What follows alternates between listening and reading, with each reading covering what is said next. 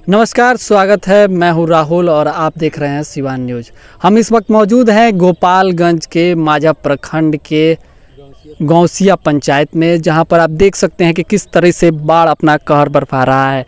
और हम इस वक्त एक नाव पर सवार हैं और यहां गौसिया पंचायत में हम जाएंगे, इस वक्त दिखाएंगे वहां से आपको कि क्या हालात हैं यहाँ के, और तमाम सरकारी दावों की भी हकीकत आपको बताएंगे कि किस तरीके से जो यहाँ के स्थानीय लोग हैं वो यहाँ के लोगों को मदद कर रहे हैं और सरकारी दावे धरे रह गए हैं। हमारे साथ सिवान के चर्चित फिजिक्स टीचर अवनीत सर हैं, जिनका ये इलाका गांव है और ये लगातार यहाँ पर लोगों की मदद कर रहे हैं। आइए हम इनसे बात करते हैं। क्या कुछ मदद कर रहे हैं सर यहाँ पर बाढ़ में, और क्या हालात हैं यहाँ के? सबसे पहले राहुल जी और सिवान न्यूज़ को बहुत बहुत धन्यवाद कि आप लोग सिवान से चलकर यहाँ तक आए। आप लोगों को बहुत बहुत धन्यवाद। और हम लोग एक समूह चला रहे हैं, सिपा खास पंचायत परशुरामपुर बाढ़ विभीषिका सहायता समूह, जिसमें 200 के आसपास युवा सदस्य हैं, यूथ लोग हैं। और उन लोगों की मदद से हम लोग लगातार बाढ़ पीड़ितों तक मदद पहुँचा रहे हैं। और इसी क्रम में हम लोग कुछ खाद्य सामग्री, वस्त्र वगैरह वितरण करने के लिए लाए हुए हैं और कुछ वितरण हो रहा है बांध पर। अब कुछ देर बाद उसको ले जाकर के अंदर वितरित किया जाएगा। और सर, इस क्षेत्र में कितने लोग प्रभावित हैं और कौन कौन सी पंचायतें हैं जिसमें स्थितियाँ बदतर है? देखिए, अभी जहां हम लोग हैं ये गौसिया पंचायत में है और गौसिया पंचायत में 14 वार्ड है, तो 13 और 14 वार्ड पूर्णतः बाढ़ से प्रभावित है। पूरा घर डूब चुका है। और इसी से सटे एक निमुया पंचायत है और निमुया पंचायत के बाद चंपारण स्टार्ट हो जाता है, मतलब चंपारण का बॉर्डर है। तो निमुया पंचायत पूर्णतः डूब चुका है। निमुया पंचायत में 15 वार्ड है और 15 वार्ड पूर्णतः डूब चुका है। 8-8 फीट ऊपर तक पानी है। अभी सामने जो गन्ना की खेती आप देख रहे हैं कि गन्ना की खेती किस तरह से प्रभावित है। और दियर क्षेत्र में लोगों के जीविकापार्जन के लिए सबसे मतलब उत्तम खेती गन्ना की खेती होती है और यहाँ गन्ना पूर्णतः प्रभावित है। और अभी की स्थिति बिल्कुल ही भयावह है, क्योंकि यहाँ जिस समाज के लोग रहते हैं वो लोग पशुपालन से भी जुड़े हुए हैं और मवेशियों का पालन करने में भी कितनी दिक्कत का सामना करना पड़ता होगा। साथ साथ अपना भी भोजन की व्यवस्था करना है। और प्रशासन जो सारण तटबंध है, जो गौसिया के बगल में सामने जो दिख रहा है, इस तटबंध तक ही प्रशासन पहुंच रही है। और वहां से आगे प्रशासन अधिकारी आते हैं, वहां से जायजा लेते हैं और वापस लौट जाते हैं। ग्राउंड जीरो पर नहीं आते हैं। ग्राउंड जीरो पे अधिकारी नहीं आते हैं। उनका जो खाद्य सामग्री है आता है या नहीं आता है वो तो ग्रामीण क्षेत्र के लोग बताएंगे। उस संदर्भ में मैं टीका टिप्पणी नहीं करना चाहूँगा, लेकिन हम लोग घर घर तक खाद्य सामग्री पहुँचाने का प्रयास कर रहे हैं। आप पूछ भी सकते हैं चल करके। जो ज़रूरी सामान है उनकी सप्लाई जो होती है वो काफ़ी ज़रूरी होती है लोगों के लिए।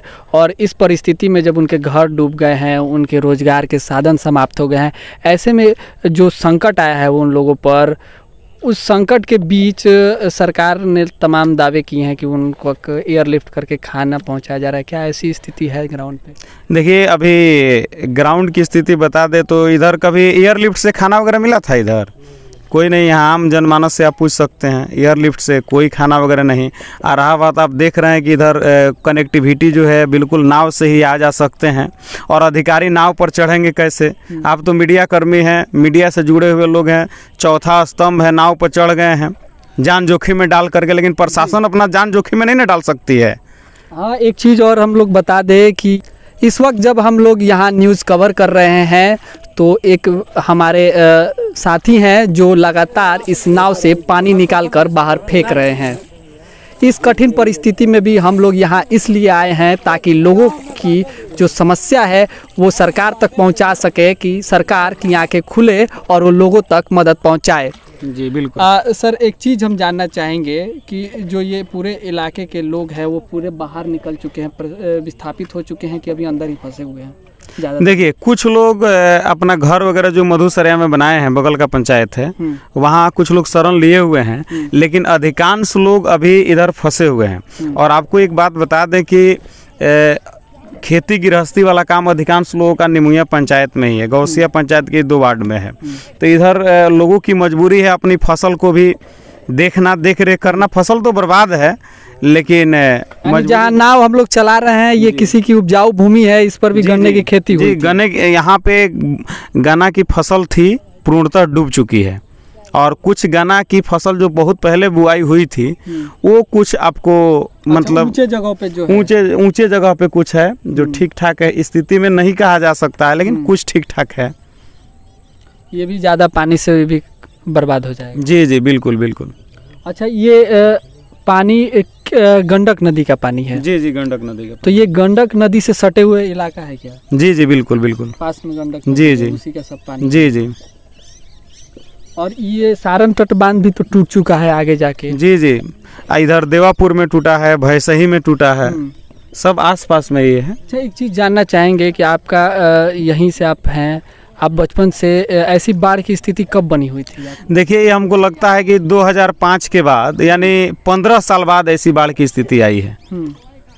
15 साल बाद इतनी बाढ़ हम लोग 15 साल पहले देखे थे 2005 में, और उसके बाद अभी बाढ़ की स्थिति आई हुई है। जब से बाढ़ आई है, तमाम जो विपक्ष है वो सरकार पर आरोप लगा रहा है कि ये सब सरकार की देन है और अधिकारियों की देन है, बांधों की मरम्मत नहीं होती है। वास्तविकता क्या है यहाँ? क्या देखिए, बाढ़ की जो स्थिति है, अगर बांध की मरम्मत सही तरीक़ा से की जाए, जैसे उत्तर प्रदेश में आप जाइएगा तो बांध की मरम्मत जिस तरह से हुई है, हम लोग कुछ देखे हैं बांध का, अगर बांध की मरम्मत सही ढंग से हो, ज़मीनी स्तर पे कार्य हो, ग्राउंड जीरो पे कार्य हो, तो हमें नहीं लगता है तटबंध टूटेगा और इतनी त्रासदी आएगी। सरकार को ध्यान देना चाहिए और अभी सबक लेना चाहिए कि कितने लोग त्राहिमाम स्थिति में है, कितनी पीड़ा है लोगों के बीच, हम लोग देख रहे हैं। अभी देखिएगा बिजली की स्थिति, इधर तो बिजली की स्थिति 2-4 घंटा बिजली अगर बाहर कट जाए, जहां बिजली की स्थिति जहां बिजली है वहां लोग परेशान हो जा रहा है। जी, लगातार ग्रिड पे लोग ग्रिड में जाके धरना प्रदर्शन कर रहे हैं। जी, यहाँ महीनों से बिजली गायब है, यानी जब से बाढ़ की स्थिति है तब से बिजली गायब है। इसलिए हम लोग को मोमबत्ती और माचिस तक बांटना पड़ रहा है।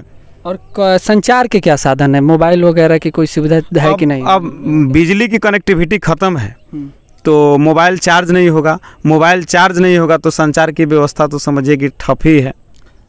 इलाज को लेकर क्या व्यवस्था है? एक तरफ तो कोरोना की महामारी है, तमाम जगह पे लॉकडाउन लगे हुए हैं, गांव के लोगों की अगर तबीयत बिगड़ती है तो ऐसे में क्या कुछ व्यवस्थाएं हैं यहाँ? देखिए, मेरे ख्याल से, मेरी जितनी समझ है, इधर प्रशासन का अपना बोट रहना चाहिए। इधर प्रशासन अपना बोट अगर रखे रहता, सरकार या प्रखंड की ओर से कोई बोट की व्यवस्था नहीं कराई गई है। जी, अगर प्रशासन अपनी बोट रखी रहती तब हम बोलते कि किसी कोई बीमार पड़ता तो प्रशासन उसको लेके जाती, इलाज कराती।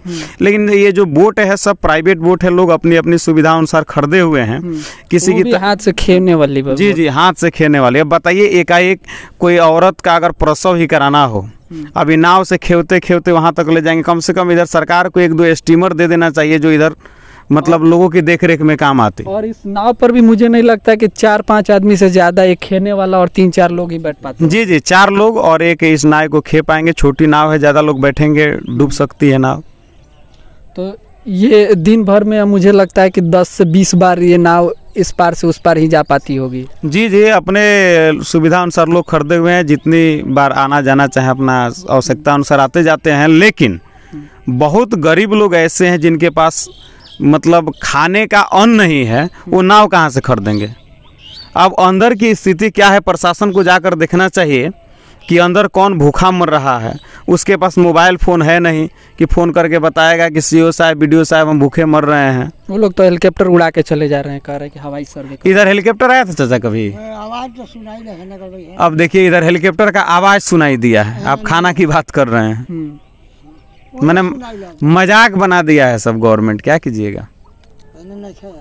तो ये स्थिति बनी हुई है, लोग परेशान हैं, हताश हैं। ऐसी परिस्थितियों में लोगों को किन किन चीज़ों की मदद की ज़रूरत है? आप ज़मीनी हकीकत पे जा रहे हैं, देख रहे हैं, क्या सुविधाएं दी जा सकती हैं उनको? देखिए, अभी जो भी मदद की ज़रूरत है हम लोग अपने हिसाब से उस मदद को कर रहे हैं।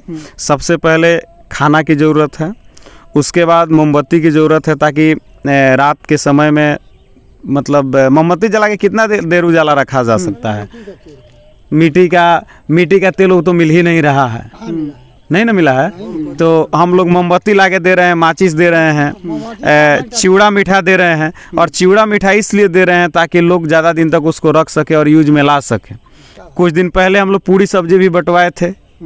तो ये स्थिति है और हम ये जानते हैं कि जब तक प्राण है, खास करके हम लोगों का, तब तक यहाँ के लोग को हम लोग का प्रयास रहेगा कि भूखे न सोएं।